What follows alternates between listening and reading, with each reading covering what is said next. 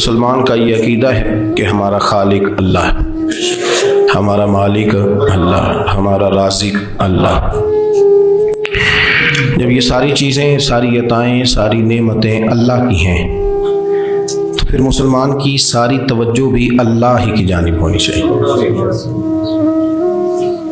اسے کوشش کرنی چاہیے کہ وہ ہر معاملے میں، ہر مسئلے میں، ہر پریشانی میں اپنی توجہ اپنے رب کریم کی جانب مبذول رکھے۔ انسان جب اپنے علم پر بھروسہ کرنے لگتا ہے، یا اپنی عقل پر بھروسہ کرنے لگتا ہے، یا اپنے تعلقات پر بھروسہ کرنے لگتا ہے، یا اپنی دولت پر، مال پر، صحت پر، تو ایک بہت بڑے دھوکے کا شکار ہو جاتا ہے۔ اور انسان جب انسانوں پر بھروسہ کرنے لگتا ہے تو پھر اللہ تعالیٰ اسے بعض اوقات انسانوں کے سپرد کر دیتا ہے، انسانوں کے سپرد۔ اور بہت سارے ایسے لوگ بھی ہوتے ہیں جو رب کریم کو بھولتے ہیں اور وہ اپنی ساری توجہ انسانوں کی طرف، دنیا کی طرف، دنیا داروں کی طرف کر لیتے ہیں۔ تو اللہ تعالیٰ فرماتا ہے پھر میں انہیں یہ سزا دیتا ہوں کہ وہ مجھے بھولنے نکلے تھے تو میں نے انہیں ان کا اپنا آپ بھی بھلا دیا، اپنا آپ بھی۔ سورہ حشر کو دیکھیے گا، فرمایا وَلَا تَكُونُوا كَالَّذِينَ نَسُوا اللَّهَ فَأَنسَاهُمْ أَنفُسَهُمْ۔ ان لوگوں کی طرح نہ ہو جانا جنہوں نے اللہ کو بھلا دیا تو اللہ نے پھر انہیں ان کا اپنا آپ بھی بھلا دیا، انہیں اپنی بھی ہوش نہیں رہی۔ وہ ایسے مسائل میں گھر گئے، وہ ایسی آزمائشوں میں الجھ گئے، وہ ایسی دنیا داری کے اندر الجھے کہ انہیں اپنا بھی پتہ نہ چلا۔ اب تو ڈھونڈتا پھرتا ہوں اے اقبال اپنے ہی آپ کو، اب تو ڈھونڈتا پھرتا ہوں اے اقبال اپنے آپ کو، آپ ہی گویا مسافر، آپ ہی منزل ہوں میں۔ جب انسان خدا فراموش ہوتا ہے تو خود فراموش ہو جاتا ہے۔ ہمارا بڑے زمانے سے تقیہ ہے، کبھی امریکہ پر، کبھی یورپ پر، کبھی برطانیہ پر، کبھی مالداروں پر، کبھی اسلحے والوں پر۔ اس کا نقصان یہ ہوا کہ اپنا کوئی وجود نہیں رہا، اپنا کوئی نظریہ نہیں رہا، اپنی کوئی سوچ نہیں رہی۔ ایسے محسوس ہوتا ہے کہ کوئی منشور نہیں، کوئی دستور نہیں، لگام منہ میں ہے اور اس کا سرا کسی کے ہاتھ میں ہے، وہ جدھر چاہتا ہے ہمیں گھما لیتا ہے۔ اللہ فرماتے ہیں یوں نہ ہو جانا کہ تم رب کو بھلا دو اور پھر تمہیں اپنا آپ بھی بھول جائے۔ اولئک هم الفاسقون، فرمایا یہ وہ لوگ ہیں جو نافرمان ہیں اللہ کے، یہ نافرمان ہیں۔ جب یہ نظریہ بن گیا، جب یہ ذہن بن گیا کہ پیدا اللہ نے کیا ہے، دینا اللہ نے ہے، عطا کرنے والا اللہ ہے، نوازنے والا اللہ، تو پھر ساری توجہ دنیا داروں کی طرف رکھنا، میں اللہ والوں کی طرف توجہ رکھنے کا قائل ہوں، میں وہ سمجھتا ہوں، ہم اس چیز کے قائل ہیں، لیکن وہ بھی کوئی آستانہ ہے کہ جہاں حق مرشد کا نعرہ تو بڑا لگے پر رب کا نام ہی نہ سننے کو ملے۔ یہ بھی کوئی بات ہوئی کہ جہاں یہ تو نعرہ زور سے لگے کہ جیوے جیوے مرشد جیوے، لیکن استغفار کا درس ہی نہ ملے۔ جہاں ہر وقت یہ بتایا جائے کہ یہاں آ گئے تو بچ گئے، کیسے بچیں گے؟ میرے رسول پاک علیہ السلام کا دروازہ سب سے بڑا دروازہ ہے، حضور کا دروازہ سب سے بڑا دروازہ ہے، لیکن میرے دوستو یاد رکھنا، نبی پاک علیہ السلام نے بھی لوگوں کو جب رستہ دکھایا ہے تو رب کریم کا رستہ دکھایا ہے، اللہ کا رستہ دکھایا، اللہ کریم کا رستہ دکھایا، لوگوں رب کی طرف توجہ کرائی۔ میرے رسول کریم سید عالم صلی اللہ تعالیٰ علیہ وسلم نے لوگوں کی اللہ کی جانب توجہ کرائی اور لوگوں سے یہ کہا کہ وہ اپنے رب کریم کی جانب اپنا ذہن رکھیں، اپنی توجہ اپنے اللہ کی جانب مبذول کریں۔ میری بات کو اچھے طریقے سے سمجھیے گا، علم اللہ تبارک و تعالیٰ عطا کرتا ہے تو اسے اللہ کی عطا ہی سمجھنا چاہیے۔ کچھ لوگوں کے پاس علم ہوتا ہے پر علم نافع نہیں ہوتا، وہ ٹامک ٹونجا مارتے رہتے ہیں ساری زندگی۔ علم کو اللہ کی عطا سمجھیں، اپنی عقل پر، اپنے شعور پر زیادہ بھروسہ نہ سمجھیں، نظر اللہ پہ رکھیں۔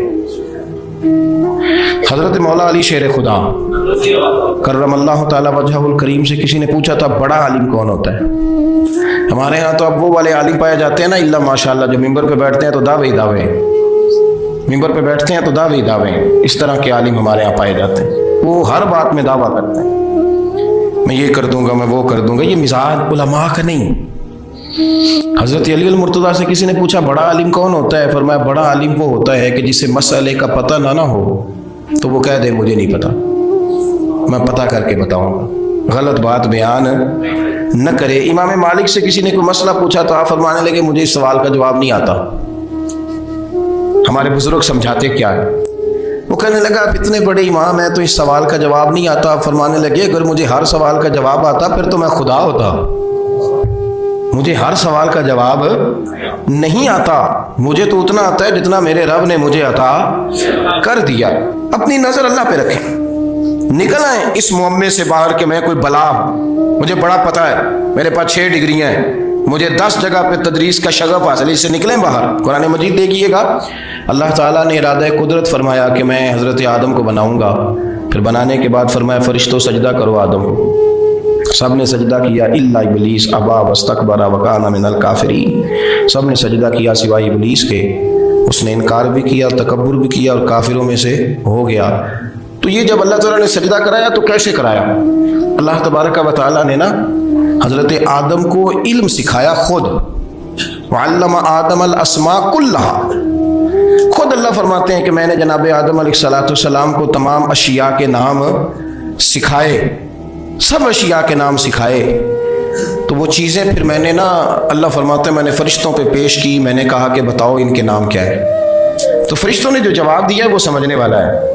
اللہ نے چونکہ خود علم سکھایا تھا حضرت آدم کو، جناب آدم سکھایا تھا، لیکن فرشتوں کو نہیں سکھایا تھا۔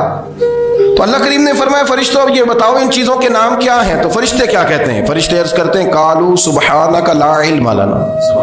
آپ کبھی یقین کریں اس چیز کی لذت لیں تو مزہ آ گئے۔ کہا قالوا سبحانک، کہنے لگے تو پاک ہے، قالوا سبحانک، کہنے لگے تو، بھئی آدم علیہ السلام کو نام سکھا لیے، پھر فرشتوں کے سامنے وہ چیزیں پیش کر کے کہا ان چیزوں کے نام بتاؤ، تو فرشتے کیا کہتے ہیں؟ کہتے ہیں قالوا سبحانک، تو پاک ہے، لا علم لنا، ہمارے پاس کوئی علم نہیں، الا ما علمتنا، ہمیں تو اتنا پتہ ہے جتنا تو نے ہمیں سکھا دیا، ہمیں تو اتنا پتہ ہے جتنا تو نے ہمیں، لا علم لنا، ہمارے پاس کوئی علم نہیں ہے، اتنا ہی پتہ ہے جتنا تو نے ہمیں سکھا دیا ہے، اس سے زیادہ ہمارے پاس علم، اور یہ کیوں تو نے ہمیں جتنا سکھایا اتنا پتہ ہے۔ فرشتے یہ نہیں کہتے یا اللہ تو زیادہ سکھا، آدم کو دیا تو ہمیں بھی دے، یہ نہیں فرمایا، فرمایا انک انت العلیم الحکیم، اے اللہ تو علم والا بھی ہے اور حکمت والا بھی ہے، تجھے پتہ ہے کس کو کتنا دینا ہے، جتنا تو نے مناسب سمجھا جناب آدم کو دیا، اور جتنا تو نے بہتر سمجھا وہ تو نے ہمیں عطا فرمایا۔ تو اگر آپ کے پاس علم ہے، کہیں نالج ہے، تو اس کو اللہ کی عطا سمجھیں۔ ہمارے ہاں بہت سارے لوگ بن کے بیٹھ جاتے ہیں، میں اکثر کہتا ہوں کہ پھر وہ دعوے کرتے ہیں میرے علاقے والے جاہل ہیں، میرے شہر والے جاہل ہیں، میرے خاندان والے پڑھے نہیں، یہ آپ کا دعویٰ ہے، یہ آپ کو خراب کر دے گا۔ ہم نے بہت سارے ایسے لوگ دیکھے جو بہت بڑے عالم تھے، لیکن اللہ جب لینے پہ آیا تو عقل ہی لے گیا، شعور ہی چلا گیا، حافظے ختم ہو گئے۔ آپ دیکھتے ہیں بڑھاپے میں کچھ لوگ ایسے ہوتے ہیں کہ جن کو یہ بھی یاد نہیں رہتا کہ میرا نام کیا ہے، میں کہاں ہوں، مجھے کدھر جانا ہے۔ تو اس وقت سے اللہ کی پناہ مانگیں اور اپنی نظر اپنے رب کریم کی جانب رکھیں، اللہ کی جانب اپنی نظر کو مبذول رکھیں۔ دوسری بات، علم کے بعد ایک چیز آتی ہے جس کا نام ہے ہدایت، جس کا نام ہے تقویٰ، جس کا نام ہے پرہیزگاری، جس کا نام ہے عمل، عبادت، ریاضت۔ یہ بھی اسی وقت ہی نصیب ہوتی ہے جب میرا رب کریم نصیب فرما دیتا ہے۔ ہم نے نا نیکی کا اپنا اپنا سٹیٹس بنا لیا ہے، اپنا اپنا معیار بنا لیا ہے۔ کچھ لوگ کہتے ہیں کہ جناب مسجد میں سیمنٹ کا توڑا دینے سے بہتر ہے کسی غریب کو آٹے کا تھیلا دے دو۔ اب اس نے اپنا مزاج بنا لیا نا نیکی کا، اس نے اپنا سٹیٹس بنا لیا۔ میرا یہ سوال ہے کہ نبی پاک صلی اللہ تعالیٰ علیہ وسلم جب مدینہ شریف آئے تھے تو حضور نے سب سے پہلے غریبوں میں آٹا تقسیم کیا تھا کہ سب سے پہلے مسجد بنائی تھی؟ کیا عجیب لوگوں کا رنگ ہے، اپنی مرضی کی ہدایت، اپنی مرضی کا تقویٰ، اپنی مرضی کا معیار۔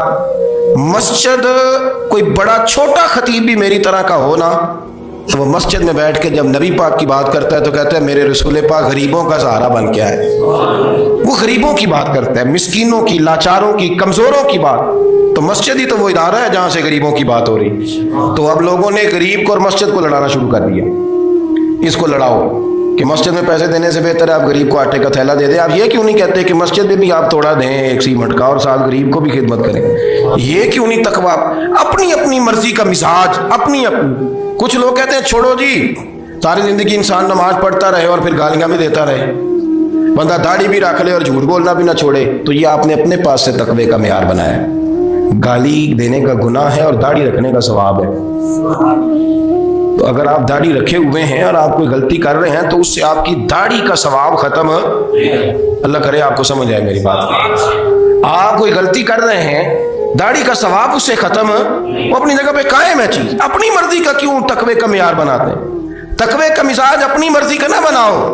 अल्लाह की बारगाह से दुआ मांगो कि या अल्लाह हमें हिदायत का नूर अता फरमा, अल्लाह तू हमें रास्ता दिखा, तू बता कि हिदायत क्या है। तो रब फरमाता है अल्लाह वलियुल्लज़ीना आमनू, अल्लाह मोमिनों का मददगार है। युखरिजुहुम मिनज़्ज़ुलुमाति इलन-नूर, वो इन्हें अंधेरों से निकालता है और नूर की तरफ रोशनी अता फरमाता है। अंधेरों से नूर की तरफ अल्लाह लाता है। अल्लाह वली, अल्लाह मोमिनों का वली है, वो इन्हें अंधेरों से नूर की तरफ निकालता है। हिदायत हमेशा अल्लाह की तरफ से समझो।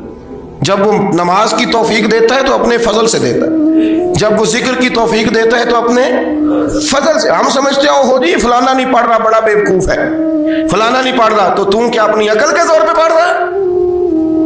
मैं जी अल्लाह के फजल से 2 पारे पढ़ता हूं, तो किस पे एहसान करते तू 2 पारे पढ़ के रोया कर।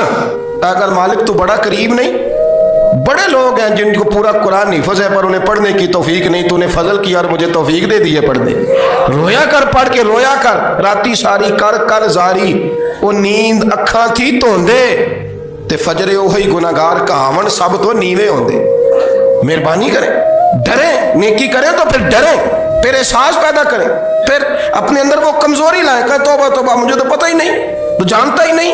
हजरत सैयदना इमाम आज़म अबू हनीफा रहमतुल्लाह ताला अलैह के साथ एक शख्स कहता है मैंने नमाज पढ़ी, तो इशा की नमाज थी। ये जो लोग बड़े होते हैं ना, जिनके प्यार करने वाले बड़े होते हैं, उनके गिर्द खौफ भी बड़ा ही होता है, उन्हें बड़ा डर लगता है, बड़ी बाज़-औक़ात आजमाइश होती है उनकी। इशा की नमाज कहते पढ़ी तो इमाम साहब ने ना इशा की नमाज में तिलावत की आयतें फमन यअमल मिस्काल ज़र्रतिन खैरन यरा वमन यअमल मिस्काल ज़र्रतिन शर्रन यरा, फरमाया जो जर्रा बराबर खैर करेगा वो भी क़यामत में देखेगा, और जो जर्रा बराबर शर करेगा वो भी क़यामत में उस शर को देखेगा, उसके सामने आएगा। तो वो शख्स कहता है कि सारे लोग नमाज पढ़ के चले गए, तो इमाम साहब रहमतुल्लाह अलैह ने अपनी दाढ़ी पकड़ी, रो रहे हैं, कहते हैं जर्रा बराबर नेकी का बदला देने वाले, वो जर्रा बराबर शर पे सजा देने वाले मेरी सफ़ेद दाढ़ी को देख, मालिक मेरे जर्रे जर्रे सामने ना लामा, लोग तो मेरी बड़ी कदर करते हैं दुनिया, मैं तो बड़ा पहचाना जाता हूँ, लोग तो मेरी राहों में फूल लिए खड़े होते हैं, मुझे बड़ा नवाजते हैं, क़यामत में रुसवा ना कर देना, मेरे लिए मुश्किल हो जाएगी। वो कहते हैं मैंने इमाम साहब का दर्द देखा, मुझे कोई काम था तो मैं चला गया, मैंने कहा कि वो इस वक्त अल्लाह की हुजूर हाजिर हैं तो मैं दोबारा आऊँगा। कहते मैं तहज्जुद का वक्त आया तो इमाम साहब वहीं बैठे थे और उनकी दाढ़ी आंसुओं से भरी हुई थी और जोर से दाढ़ी पकड़ी हुई, कहने लगे मालिक रुसवा ना कर दे, क़यामत में रुसवा ना कर दे। यार जो हिदायत याफ्ता लोग थे वो तो डरे हुए थे, वो तो सहमे हुए थे, वो तो कहते थे ये उसका फजल नहीं, उसने बुला लिया, ये उसका करम नहीं। हजरत बायज़ीद बुस्तामी किसी काफिर को देखता तो रो पड़ते, कहते मालिक तो कितना करीम है, ये बेईमान रह गया, तूने अपने फजल से मुझे अपने नबी का गुलाम बना लिया, वो रो पड़। यहाँ तो लोगों का दावा ही बड़ा है, नमाजी अल्लाह खैर फरमाए वो तो दूसरों को घूरता है, वो कहता है जन्नत का मैं मालिक को कुंजियाँ मेरे पास है, मैं किसी और को घुसने नहीं दूंगा, और अगर 2-3 हज कर ले तो फिर तो वो कहता है कि अब मेरे से पूछ कर लोग जन्नत में जाएंगे माज़अल्लाह, और अगर वो 2, 4, 5, 7 दफा कोई नफल पढ़ ले तो फिर वो कहता छोड़ें जी सारे लोग बेअमल है, मैं अकेला नेक हूं। ना ऐसा करें, अपनी तवज्जो अपने रब पे रखें, अपनी तवज्जो अपने मोइनुल मिल्लत व दीन, अताए रसूल, हिंदुल वली, गरीब नवाज, ख्वाजा मोइनुद्दीन चिश्ती, हजरत ख्वाजा अजमेर, शाह अजमेर, वाली हिंदुस्तान, आखिरी उम्र में ना सारा दिन रोते गुजर जाता, सारी रात रोते गुजर जाते, जरा सी कोई बात करता तो रो पड़ते, आंखें आंसुओं से भरी रहती। कई दफा आपने भी परेशान हो जाते हैं ना कि यार तू एक बात की जान ही नहीं छोड़ रहा, तो ख्वाजा कुतुबुद्दीन साहब बख्तियार काकी से लोगों ने कहा कि आप मुर्शिद से बात करें, इतना भी तो नहीं ना रोना चाहिए, हर वक्त इसके आंसू की करिए, आशिक दा काम ही रोना धोना ते बिना रोयो नहीं मंजूरी, ये आशिक सदा ही रोंदा रहिंदा है, भावें वसल होवे ते भावें दूरी, हर वक्त रोने का क्या मतलब है? तो ख्वाजा कुतुब साहब कहते हैं मैं करीब गया तो मैंने पैर दबाए, मैंने कहा सोनिया लोग तो कुछ भी नहीं करते, तूने तो कमाल कर दिया, 90 लाख आदमी मुसलमान कर दिया, दुनिया कुछ नहीं करती, तूने 50 साल सारी रात मुसल्ले पे बैठ के रब राजी किया, तू शहजादा था, हुजूर की औलाद था, लेकिन मोइनुद्दीन तेरा एक प्लाट भी नहीं, तूने तालिब इल्म पाले, तूने गरीबों को दिया, तूने नवाजा, कोई शय नहीं तेरे पास, हर चीज तूने, सारी रात रोते हो, सारा दिन रोते हो। तो ख्वाजा कुतुबुद्दीन साहब कहते हैं मैंने जब अर्ज किया तो ख्वाजा साहब मुझे गले लगा लिया, चीख मार के रोए, कहने कुतुबुद्दीन पुत्र दाढ़ी सफेद हो गई, जाने का वक्त आ गया, जो तूने नेकियां गिनवाई हैं वो हैं सही मेरे पास, पर यार की बारगाह में पेश करने के काबिल एक भी नहीं, एक भी नहीं। तू बारगाह तो देख कितनी बड़ी है, रसूल करीम की बारगाह में पेश करने के काबिल इनमें से एक भी नहीं। तू आस्ताना देख कितना बड़ा है, क्या पेश करूंगा, क्या अर्ज करूंगा हुजूर की बारगाह में, किस तरह। वो यार जो बड़े थे वो तो डरे हुए थे, सहमे हुए थे, वो तो बड़ी आजमाइश में थे, लेकिन मेरा और आपका रट्टा 2 नमाजें पढ़ के 6 नमाजों का दावा करना और लंबी चौड़ी कहानियां बनाना और अपने मुंह से अपनी तारीफें करना, इससे थोड़ा बाहर आए। रिस्क भी मेरा अल्लाह ही देता है, इल्म भी अल्लाह देता है, रिस्क भी। बड़े बड़े फकीरों को मालदार होते देखा, बड़े बड़े मालदारों को फकीर होते देखा, बड़े बड़े। मेरे एक बड़ा सखी किस्म का सज्जन है, बड़ा प्यारा है, मैं उसे सखी मानता हूँ। मैंने अपनी परेशानियों के दिनों में भी उस शख्स को सखी देखा। एक दिन रात को मुझे टेलीफोन करके कहने लगा किधर हो? मैंने कहा मैं घर हूँ। नहीं अक्सर सफ़र में होते हो ना? तो मैंने कहा तबीयत कैसी है? ठीक है, बस हाल चाल पूछना था। मैं नहीं समझा, मैंने कहा यार ये कोई मसला है, वरना रात के 2 बजे कोई हाल पूछने को फ़ोन तो नहीं ना करता, कोई मतलब ऐसा तो मसला नहीं ना। तो मैंने बैक कॉल की, मैंने कहा यार मेरी बात सुनो, मसला क्या? कहने कुछ नहीं दिल कर रहा था। मैं कहा मेरी गल सुन, रहे असी 4-5 साल कट्ठे, मैं तेन जानना, असल बात कर। कहने लगा मकान भी बड़ा है, सारा कुछ ठीक है, पर वो बड़े बेनियाज है, कुछ हालात इस किस्म के आ गए हैं कि लोगों को बताऊं भी तो लोग मानने को तैयार नहीं, ज़्यादा नहीं, मुझे ना थोड़े से पैसों की ज़रूरत है, कोई 15-20 हज़ार अगर मिल जाए मेरी ज़रूरत। आप यकीन करें मैं रोता रहा सारी रात। मैंने कहा मेहरबाना तेरा किस तरह करांगा, इससे लेके ज़माना इस्तेमाल करता था, पर बेपरवाही वेख ना सजड़ दी, जिथे किसे दी पेश ना जावे, उन्हें ताजा वाले दर दर रोले ते मंगते तख्त बिठावे।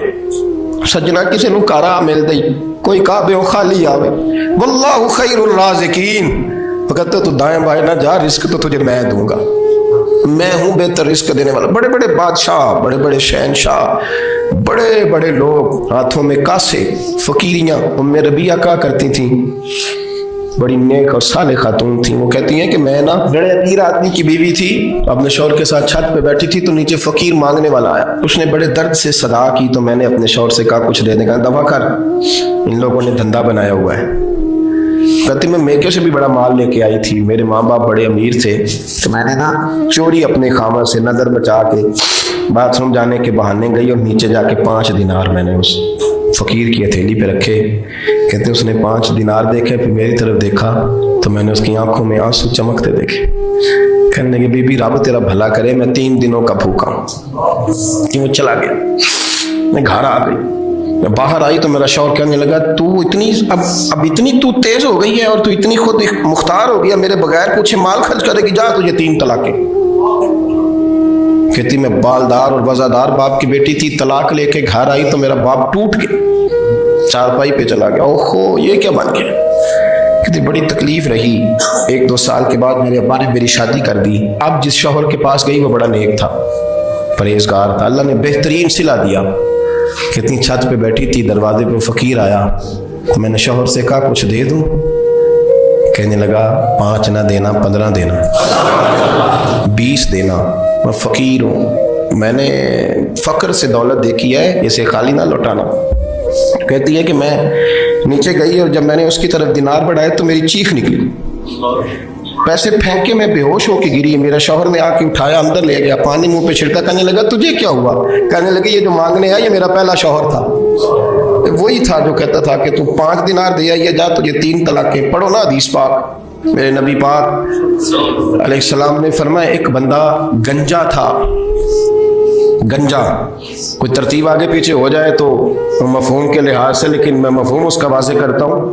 ایک گنجا تھا، کوئی شے نہیں تھی، سر پہ بال بھی نہیں تھے، رویا کرتا تھا. اللہ تعالیٰ نے فرشتے کو بھیجا، تجھے کیا چاہیے؟ تو کہنے لگا بال آ جائیں اور تھوڑا مال آ جائے. فرشتے نے ہاتھ پھیرا تو بال بھی آ گئے تو بکریاں بھی آ گئیں، لائنیں لگ گئیں، مال ہی مال ہو. دوسرے کے پاس گیا، وہ کوڑا تھا. اس کو جا کے کہا کیا چاہیے؟ کہنے لگا شفا ہو جائے اور کچھ اللہ تعالیٰ آسانی کر دے. شفا بھی ہو گئی، گائیں بھی دے دی، بھینسیں بھی دے دی، مال ہی مال ہو.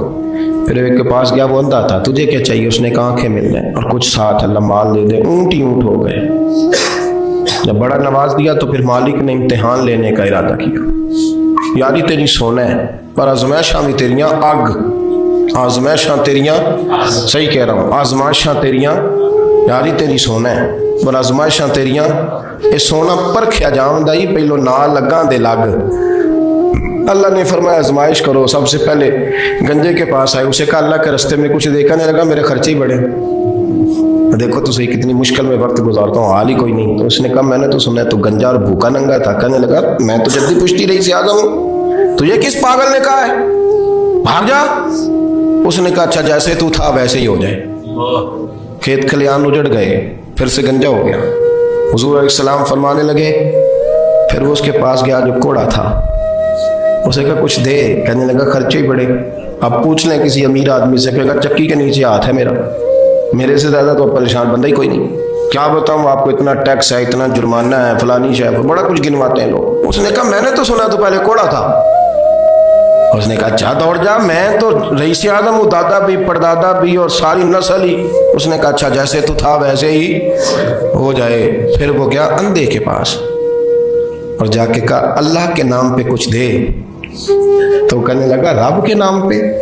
یہ کھڑے ہیں اونٹ، جتنے تیرے دل کرے لے گا. اس نے کہا کیا مانا اس بات کا؟ کہنے لگا یار تجھے کیا بتاؤں، میں تو اندھا تھا، میں نے تو کبھی دنیا دیکھی نہیں تھی. پھر اس کریم نے فضل کیا تو مجھے بڑا کچھ دکھایا. میں کیا بتاؤں، میرا دل کر رہا ہے کہہ دوں کہ پھر اس نے کعبہ دکھایا، پھر اس نے روضہ رسول دکھایا، پھر اس نے ریاض الجنہ کے سجدے دکھائے، پھر اس نے اپنے محبوب کے دروازے کی رونقیں دکھائیں. اس نے بڑا کچھ دیا، اس نے بڑا نوازا. میرے پاس تو شاید میں بدکار پرانا خادم، کسے در ملی نہ ٹوئی. واصف یار نے نظر جو کی تھی پھر واصف ہی ہوئی. اور مالک کریم ہمیں جو اپنے فضل سے دیا ہے وہ اپنے رستے میں خیرات کرنے کی بھی توفیق دے. آخر دعوانا الحمدللہ.